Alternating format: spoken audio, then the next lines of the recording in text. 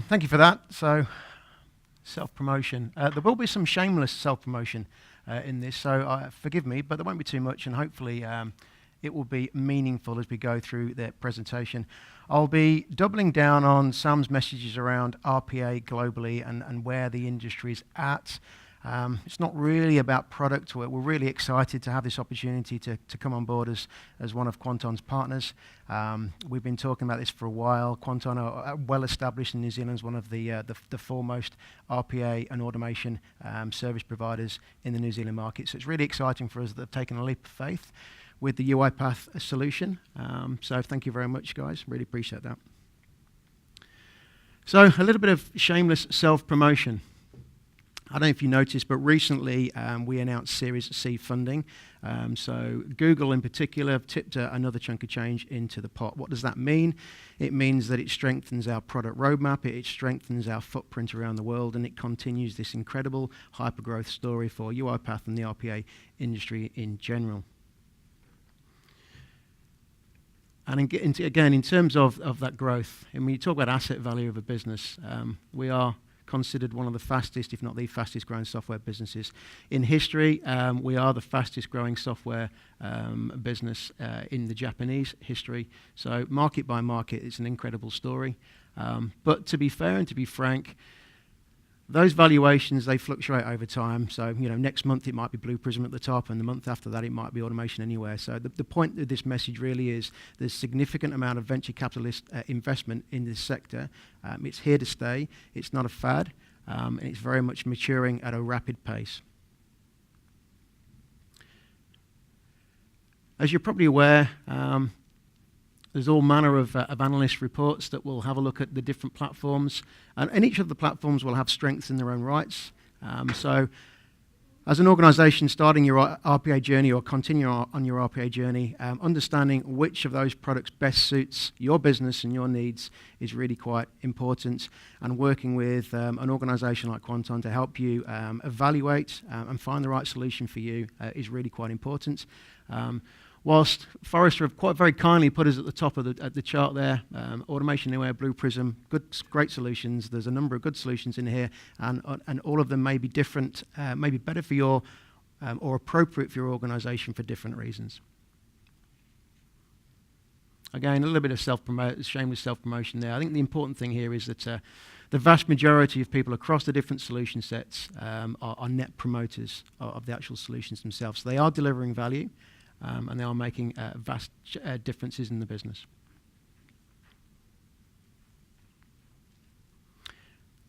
I think one of our differentiators is customer experience. We've got some fantastic people in the business. We like to think that we're humble. We like to think that we're easy to do business with. So, and again, that's reflected in the customer experience surveys on UiPath and the industry in general. We also have the largest community of RPA developers, and this is scaled rapidly over the years. And the fact that you can easily access our community edition, you can register for our academy. There's a number of different academy courses, including Foundation, Advanced Developer, Business Analyst, Solution Architect. So really what we're trying to do there is we're trying to feed the community. We're trying to skill up the community. And I'll come on to this point a little bit later in terms of reskilling the wider community down the path as automation and robotics really starts to change our workplaces. Another key part of the industry in general is not just about RPA. I mean, RPA typically is taking structured data and it's solving problems, but with structured data there are natural constraints and limitations. So the important thing from when you start to scale is to consider the broader ecosystem. That's integration with tools such as Abby, with some fantastic cognitive capability to go to that next level, some great AI and NLP technologies, integration into core systems, ERP platforms, BPM platforms, data mining platforms to make it easier to understand process and sub-processes, and how you then translate that into an automation for robotics is really quite important as we start to scale out and evolve. So again, to double down on Sam's points, really, let's have a look at some of the surveys that have been done globally. And this won't surprise you. I think it's easy when we're down here to assume that Australia and New Zealand are a little bit behind the rest of the world when it comes to RPA, and maybe that's true in terms of some markets, but I don't think it's so far different, to be quite frank, because I think our experience here in New Zealand and Australia is pretty similar to what we're seeing and what organisations are seeing around the world. So, based on your survey earlier, again, these numbers are pretty consistent, but you'll see that the vast majority of organisations are already live. Now, I think the interesting thing there is that what does that mean? Very few organisations are in a stage of what we call industrialisation. I was fortunate enough to present with Deloitte in Perth a few months ago, and they had a nice slide up there, and basically something like 57% of organisations were in that sort of, let's call it a live production or a pilot phase, but only 3% have reached a point of industrialisation. So what does that mean? It means there's an awful lot of road to travel along to get to a point of maturity with an RPA or an automation program. In terms of where organisations are focusing on RPA and automation in general, as you'd expect, BFSI has always been the early adopter of technologies like this, so that's no surprise there. Interesting that retail is up there as well. I think you'll probably find that my experience is that maybe retail here in Australia and New Zealand is maybe lagging those sort of numbers. Banking, finance, insurance, basically. Banking, financial services, insurance. So I think the retail sector is an interesting one for me. I don't seem to have that. That's not my experience of talking, communicating with a number of organisations in this part of the world. So clearly, there's a lot of bandwidth and there's a lot of progress to be made in retail. There's a lot of activity in healthcare. In terms of the business units, it typically starts with finance and accounting, the large shared services functions. It's no surprise to anybody, really. This is just confirming pretty much what we already know. It's interesting that I think HR and payroll is probably lagging a little bit behind as well. I think there's a lot we can do there. So with those organisations that haven't started, again, this is almost like the inverse of the last two charts. You'll see that, of course, that the industry sectors that are the least advanced are at the moment in some form of POC or early evaluation. And again, so as this suggests basically, so whilst finance and accounting seems to have made fairly good strides in terms of automation within their sectors, HR, payroll, procurement and ops. I think what's really interesting with this particular survey, I think, is it doesn't really touch on customer care or contact centres. I think there's a real wave to come in terms of customer contact centres. Not many organisations, in particular down here, have really tackled it. And the great thing and the interesting thing about that is that it really starts to bring in some of the other technologies, such as NLP and AI, sentiment analysis, etc., into the equation to truly automate the customer experience. So in terms of robotic adoption, again, this is quite interesting. So currently, you'll see the number of organisations, they're in fairly early stages of what we would call a program.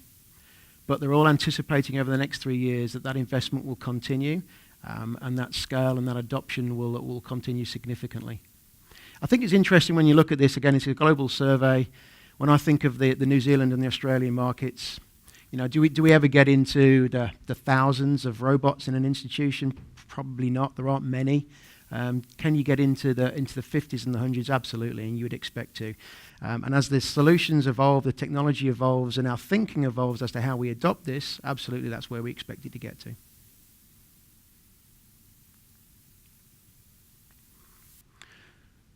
So I think we can all expect significant growth within the adoption of automation. Now, whether that be RPA or AI, machine learning, NLP technologies, there's significant ground to cover and significant growth expected across most large enterprises around the world.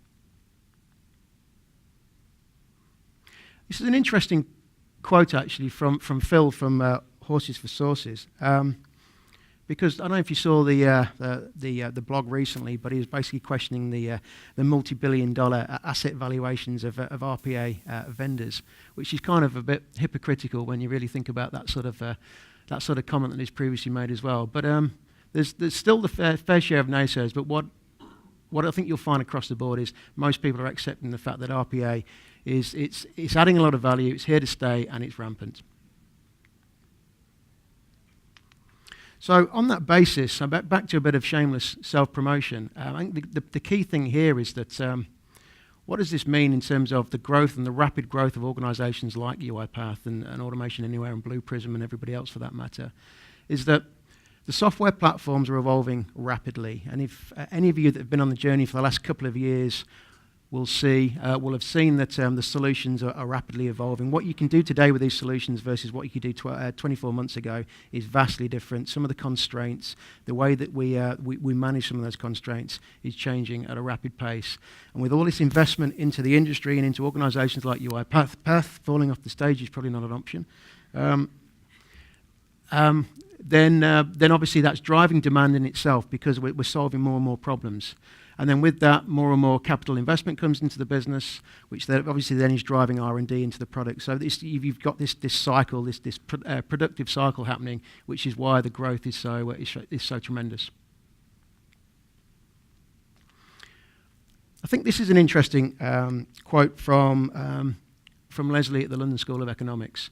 Obviously, when a lot of organisations think about RPA, they start to think about cost out of a business, and I think that's changing as we evolve. I think the conversation is moving away from just purely cost out. It's time back to the business, and then it's a question of what do you do with that time. Most businesses are under significant pressure, whether it be cost pressure or time pressure, customer experience, digital transformation.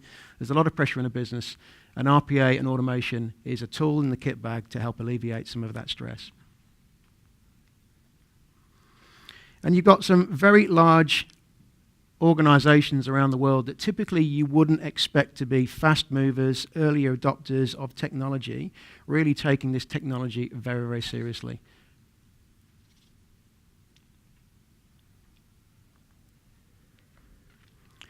And back to the point around evolution. So a lot of organisations have started with a pilot or a proof of value. They've solved some tactical processing problems. And then as they start to think about an enterprise program and how they roll RPA or automation out across their business, they get a little bit stuck. That's quite a common evolution in most organizations. They can get stuck for a number of different reasons. It could be because it's been a business-driven initiative, and the moment it gets a bit more serious and a bit more real, you need to bring the IT team in. You cannot have an effective RPA program without IT being involved, at which point then that can slow the program down. It can be a lack of senior executive sponsorship that means that there isn't enough breadth of focus across the entire business. Again, another reason why you'd engage with a service partner like Quanton to come in and help you understand what's the art of the possible. You may have automated 5 or 6 processes, but where do you go next? What areas of the business can you go next and expand your use of this and deliver business outcomes? So when you've got an insurance company such as Admiral, that over a short space of time, they've gone from having one robot delivering a tactical automation to 10 out of 12 departments. It's quite incredible, really. So the challenge is, how do you stay on that journey? How do you maintain momentum on that journey? I think that's one of the biggest challenges with RPA. And again, the numbers are vast. And we don't expect necessarily to always see those sort of numbers in a market like New Zealand or Australia. We don't have the same sort of scale. We don't have thousands of people in shared service centres. But we're also high-cost markets as well, so people are expensive down here. And customers still expect that same experience they're expecting elsewhere around the world. So the benefits are real. And when you start talking about a relatively short time frame to deploy a solution relative to the way that we used to do it, which was system integration. New platforms could take 6 months, could take 12 months, could take 5 years, subject to the nature of that. To deliver $6 million in such a short space of time is quite incredible. And again, one of the reasons why there's such demand for this technology around the world. Does it solve everything? No, and I think then again, anybody that's been on this journey for a while realises that RPA isn't all things to all people. It can't solve everything. Again, another reason why building up an effective centre of excellence, engaging with a partner like Quanton to help you understand process candidacy. Just because it's a problem doesn't mean to say that you should be solving it through RPA. Should it be as part of your strategic core platform roadmap? Should it be automated at all? Those are some of the questions that need to be answered. So it's a question more of our ROI rather than automation. We can all deliver automation through RPA, but does it actually deliver the benefit back to the business to justify that investment? So again, back to the ecosystem, really, it's why this becomes really important.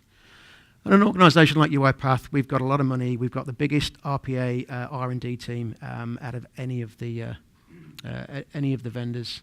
But we're not trying to solve every single problem. We're not trying to reinvent the wheel. We don't anticipate that we are going to replace all the investment that Google's made in their AI capability. It's one of the reasons that Google's invested in UiPath, because we're complementary for what they do. So we're focusing on what we're good at, and what we're good at is execution. And we're allowing some very, very smart technologies and a growing ecosystem of very smart technologies to complement what we do, and we complement what they do. It was quite funny, actually. I was at an event in Sydney a couple of months ago, and someone from one of the government departments just came over and he said, "I want to talk to you." He said, "We've got this chatbot, but it didn't do anything. It's just dumb. I can't figure out how to make it work." And again, when you talk to organisations that have experimented with chatbots, the chatbot in itself isn't the answer. You need some augmenting and complementary technologies around that to really make a difference. So the uptake of AI is where RPA was 2 years ago. I think that's really interesting. But obviously the interesting part of that comment is, and it will be hotter. So there's an expectation here that, yes, the RPA industry has been hot over the last 2 years, and it will continue to be hot over the next 3 years is the expectation. But AI probably will be hotter again. Now that only really happens, it's only really possible with RPA technology executing some of that intelligence that you're getting from all of your data. So in terms of some realised use cases, I think it's really interesting that KPMG have managed to achieve those sort of accuracy levels and that sort of percentage in terms of audit. They're game-changing numbers for an organisation like KPMG. It means that they can deliver better service to their customers more cost-effectively, and they can scale much more rapidly. But they can't do that with just RPA alone, and they probably can't do that with just NLP or machine learning on its own. Coming together is really what's driving those sort of numbers.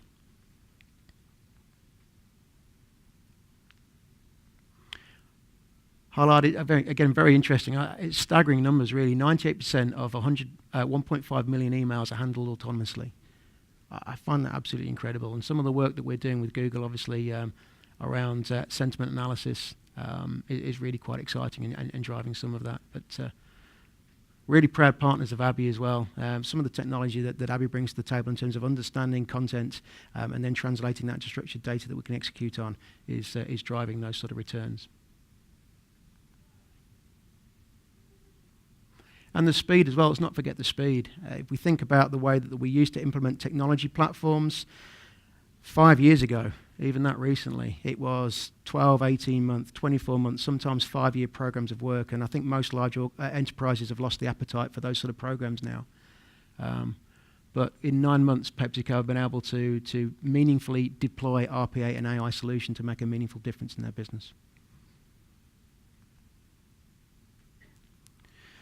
And there's many other aspects as well, you know, from a business benefit perspective. And like I say, a lot of people start talking about cost out of a business when they talk about RPA programs. But more and more that's shifting to time back to the business, customer experience, but also something that's been spoken about more and more globally is employee satisfaction. Nobody likes doing meaningless non-value add tasks. So we can remove those through technologies such as RPA and AI. It's going to make the workplace an awful lot more inspiring place to be. And back to the point around contact centers.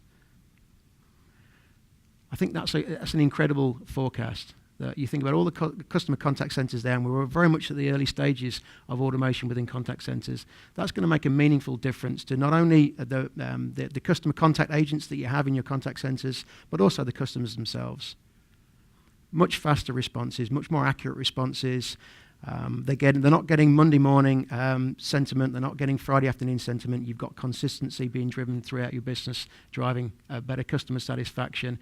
It means that your people that you have in your contact centers are able to spend their time having meaningful and value-add conversations with your customers rather than looking up their data across 5 different core systems, just so they can actually have that meaningful conversation. So the benefits are real, and some of them are less tangible, but when you start talking about the mood within contact centers and how that then obviously impacts the conversation that your people are having with your customers, and how that then translates into a better NPS, a better employee satisfaction survey, etc., it starts to extrapolate, and the benefits are significant.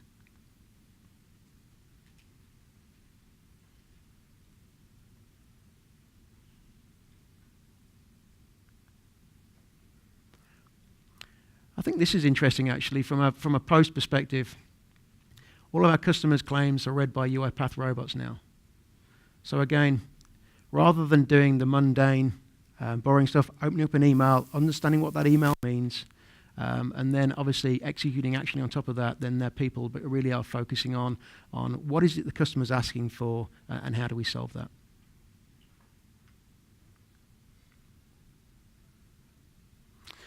So then we get into the concept of robots taking our jobs, and there's obviously a lot of dialogue around that. But there's also a lot of views that suggest that RPA and AI will actually be net promoters of jobs, and I'd like to think that is the case. I mean, we've proven that in many generations of automation throughout the years. You know, from manufacturing through to software, there's been several generations of automation, and we've managed to actually focus and spend our time elsewhere. So I don't think we're expecting to see a whole heap of people down the job center anytime soon. I think it's really interesting that the forecast is that it will create almost 60 million more jobs by 2022. I think, again, when you start talking about the growth of this, it's real, and the numbers is quite staggering. So what are we doing to try and support that and try and help that? So again, we're back to the whole community feel, and one of the great things about UiPath is we've always driven a sense of community within the business. We want our solution to be democratized. We want people to have access to it and be able to use it effectively. So Academy and Small Academy, reskilling and upskilling, so anybody can get access to our community edition. Everybody can register and get access to our training material, our training collateral. So over time, people will be able to reskill, and they will be able to deliver automation using this technology. So we'll be able to repurpose their skills to something more meaningful. Now we're releasing effectively an app store, UiPath Go. Again, what does that do? That enables anybody, whether it be business or individual, to create some pretty cool stuff within the UiPath technology and post that and make that available to everybody else in the community through an app store. And that's what it looks like. So basically, you'll be able to go in, you'll be able to download. Of course, it's verified by UiPath. There'll be some controls around all of that, so there won't be garbage on there. But the whole purpose here is build once, use many times. We're trying to facilitate the democratization. We're trying to facilitate the scale and the rapid deployment. We're trying to get away from everybody reinventing the wheel. And we break it down into a number of different categories. So we talk about activities, custom-built activities, which are the drag-and-drop components, which makes it fast to create automations within our solution. But there'll be some workflows as well. So if you can standardize some particular workflows, let's say for accounts payable, interacting with maybe SAP, then we can create some vertical solutions. Some API connectors into some of the new technologies that you might want to use from an AI or an NLP perspective. So again, just makes it a lot easier for you to actually just trial and error and create and learn and move forwards. So what we're trying to achieve, we're trying to inspire people, and we want people to be happy. Thank you.